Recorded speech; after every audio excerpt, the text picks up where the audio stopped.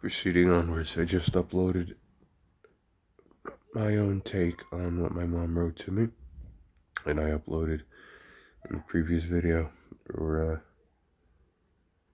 the previous video, what ChatGPT has had to say too to analyze it. Well, to be fair, like I said, if either ChatGPT or my own friend Anthony, who's been a witness on this matter, uh, states that they see that there's something they see that could give them merit, or they feel that the majority of people could consider how she could be deserving of forgiveness, or to even have the apology accepted on the face of it, that I would do that. That I would do it for the sake of my friends, for the sake of what's objectively right. Which I instinctively found it wasn't sufficient. I turned to ChatGPT in the previous video. It also suggested quite fairly strongly that it wasn't sufficient.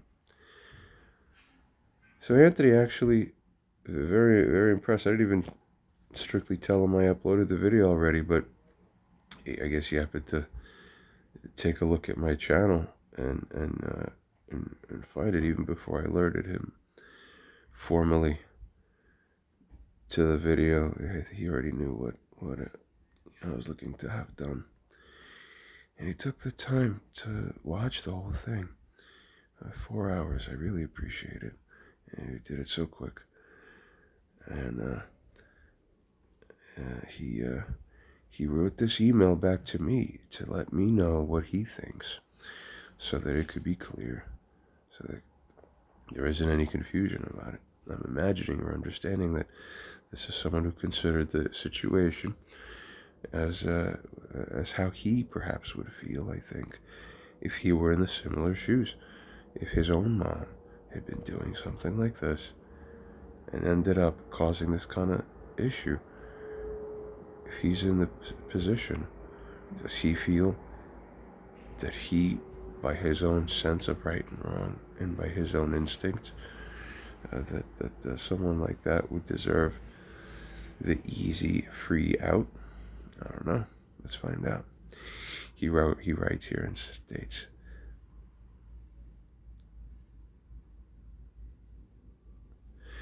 I've listened to the video about the email. This is my response upon hearing all of it. The email that was supposed to be an apology that came in from your mother, John, doesn't show an understanding of what caused the issues in the first place.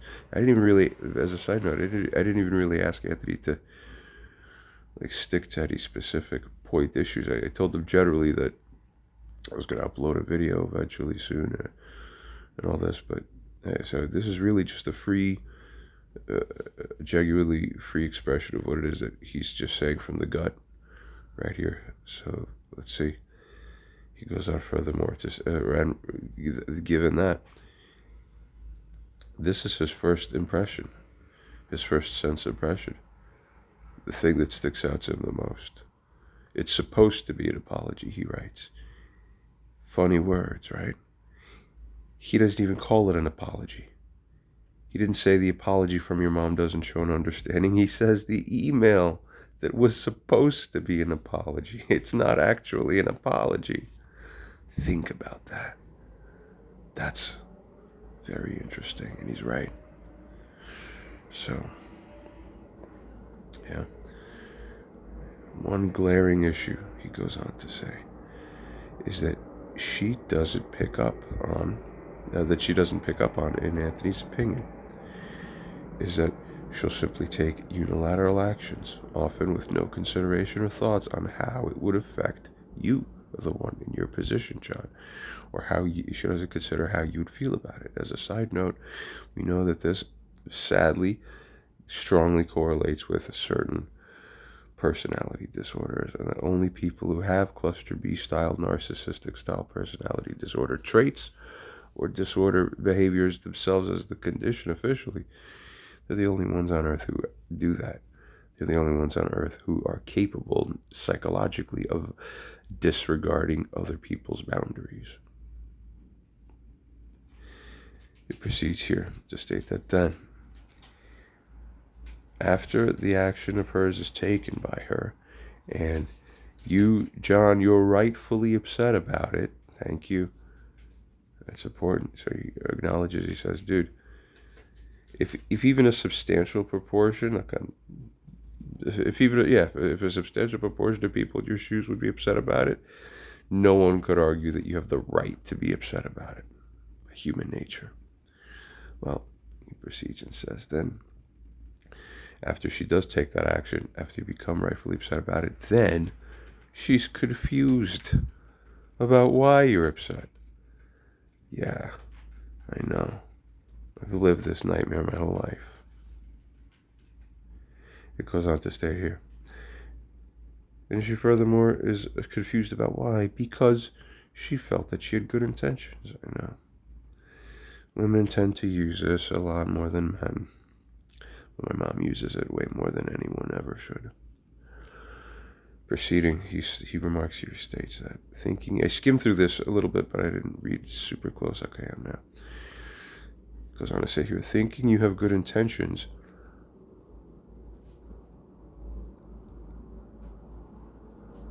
or rather, thinking that you could get away with something just because you have good intentions, that doesn't effectively counter or address or otherwise effectively cause for a neutralization, or the word he used here is invalidation, in essence, we understand, of course. It doesn't counter the experiences of that other person, the one who was rightfully upset about the thing, who, as he goes on to say here, ended up in the unfavorable situation due to her actions. That's right. Big lesson time for some people. I really appreciate my friend's support here. Goes out to stay here. A proper apology. I sound terrible because I had a lot of coffee last night, extra strong. And now I'm also kind of half sick. I've been coughing since yesterday, and plus I'm fatigued from the coffee. So double wear out. And I just woke up. So that's number 3, like 10 minutes ago. Alright. Continuing. A proper apology and understanding, he goes on to say here, would say something along the lines of, and again, I would add, yeah, this addresses a big facet of the issue, because he offers to demonstrate, well, what does an apology look like, and he's right to say these, because he's right. This is what an apology would look like. I would also add, without having to even super scrutinize what comes after this, but I'd say, just as it occurs to me now as I'm thinking, real apology, what's the rule on it? You know it when you see it. A real apology feels a certain way. A real apology has all of its merit, not in the form, but in the substance. You can just see, feel the person, hear the person. You can feel the substance resonating with, like, the proper, like, essence. Like, yeah, this person is sorry. You could tell in 2 seconds. I had a person call me up a few days ago. They did some not so good stuff. Kind of serious, actually. I told Anthony about it. I was gonna, somewhat serious. I was gonna, like, report it to people and the whole thing. Then he calls me. This guy calls me. He says, "Listen, man, I'm sorry. I wasn't myself." What he did was not right, but you know what? In his voice, you could hear that is a sorry man. Based on that alone, I said, "All right. Well, if you fix the mistakes that were made, I could consider it could be possible that there could be reconciliation." And he says, "Thank you. I will do whatever it takes." See, that's at least halfway so. That's a man right there. Here in this situation for my mom, not one piece of it feels genuine or correct.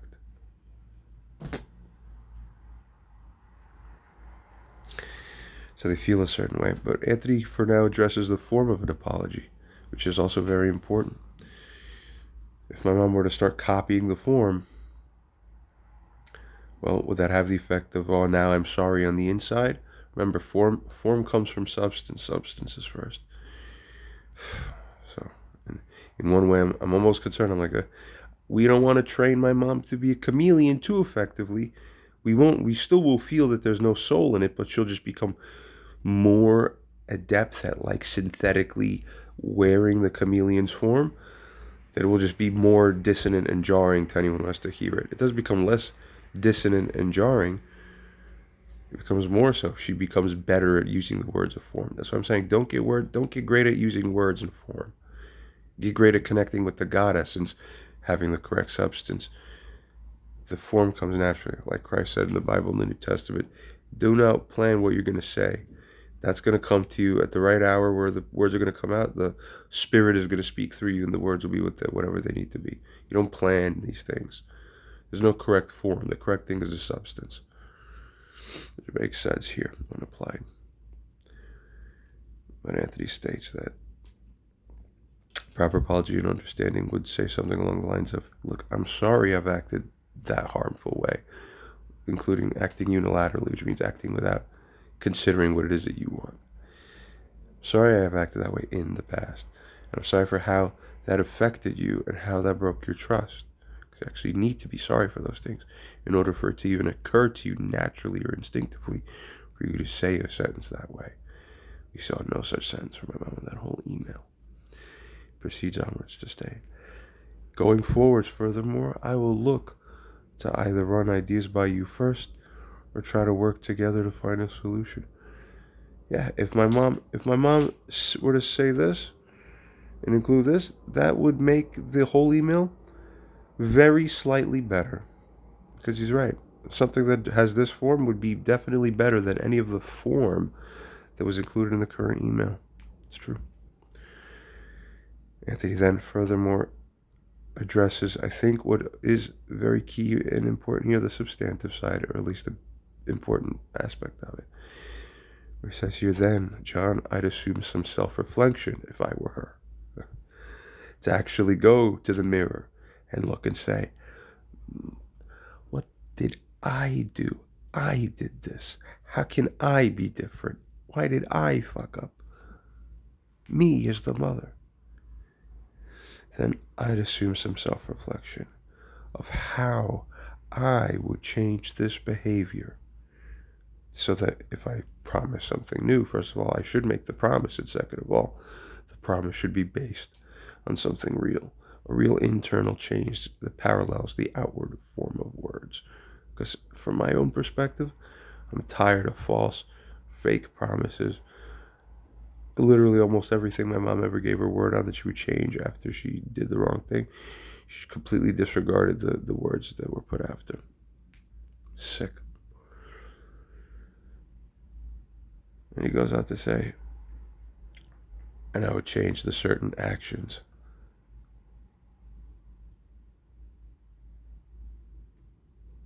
or self-reflect on those certain actions which were the thing that ended up being the proximate cause or the direct cause of everything that happened.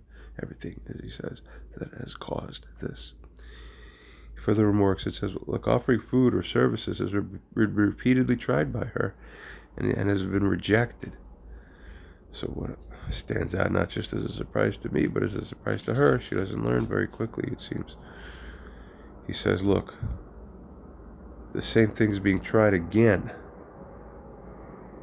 Yet he's remarking about this here because this is surprising to him. He furthermore states here that I fail to see why it would be any different this time.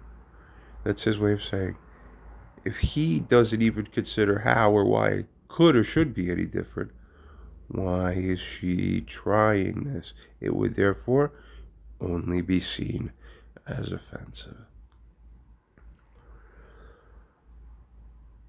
Something has to be learned.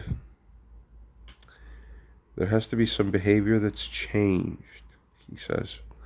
Otherwise, the same issues will just continue to repeat over and over again. And that's exactly the concern. That's why in life we don't accept unmeritorious apologies. Because if a fool accepts an apology that's unmerited for acceptance properly, objectively, proper within the context, the fool who accepted the apology prematurely is the one who takes responsibility. because he, without his awareness, perhaps because he's a fool, he just simply invites the red carpet for the same issues to continue to repeat over and over again. So he will at least partially, if not a big part of the way, deserve the following abuse that's bound to happen. An apology acknowledges the mistakes of the past, and it furthermore comes with, well, we know there's repentance and atonement, right? Repentance is about being sorry generally for the whole thing that already happened, but the key facet of that is linked with atonement. That's the change that comes now and in the future that offsets and fixes the mistakes of the past by new living, new actions. That is, the apology would have something to do with, as he goes on to say here, a change. To not let the same things that cause the problems to be repeated again. And since my mom has a very, at least a moderately strong history, if not more so, of reliably going back on her promises, she only made her own job now more difficult. But that's something that she needs to grow up into and realize. He ends his email again. I didn't ask him what to write. I didn't suggest him that he write a certain way or reach some preconceived conclusion. I generally said, dude, if either ChatGPT or you feel that there could be some chance that she could deserve it, I'll tell her, okay, I'll do the whole thing. No, even Anthony, by sensibility, after hearing what I said first and after hearing what ChatGPT said, of course, first to assess whether he naturally feels that his own position would be any different. Doesn't look like he does. He simply writes in summary now and says, as much as I'd love for these problems to be over and solved, Anthony, I feel you. I hear you. Yeah. Sorry, man. I owe you a tremendous amount. Thank you for everything you've done so far. You have no idea how much it's appreciated. I know. He would love for these problems to be over and solved already. You get it? No one loves to be involved prolongedly, especially when one party, where it's clear that they owe the thing to fix it so that the problem stopped and they're not doing it. That hangs up everybody. Despite this, despite even from a completely self-interested point of view, at the very direct, selfish level, no, he says, even that aside, I can't say in good faith that this email from your mom showed any of those qualities above mentioned that would be necessary for anyone to take her seriously. Thank you, brother. This is his response. My friend and moral witness says this. ChatGPT says what it says, and I, of course, felt the way I did. That's 3 for 3, ruling that what my mom wrote here, no, this is not good enough.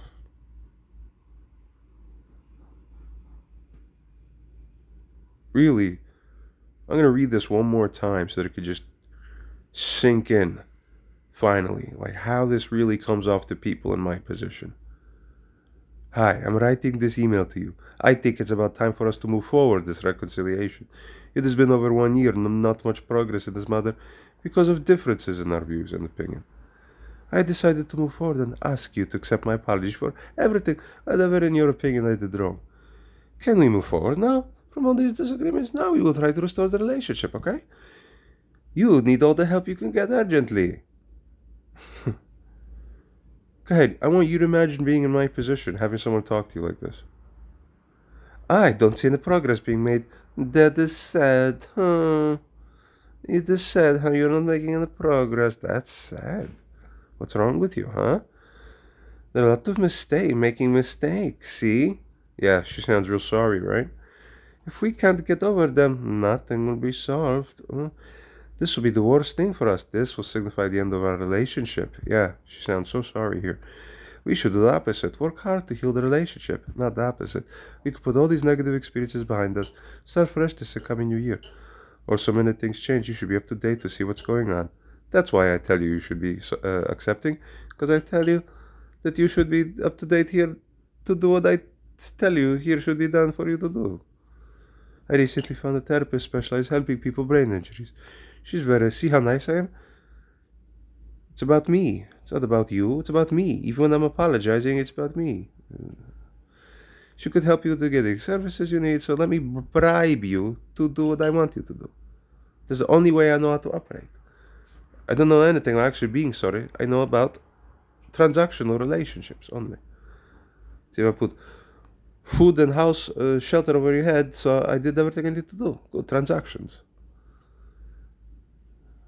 I don't know anything about emotionality. I don't know anything about when I bring boyfriend of mine into my house for 20 years that he should respect you. Why would I have that? If he doesn't respect you, that's okay. He'll just live with me anyway. I'll just always talk about how my boyfriend's fine. He's not an idiot, but my son's very bad. Poison into the lives of the whole family because of someone who doesn't know how to. Very sad stuff. It's very sick. Very sad.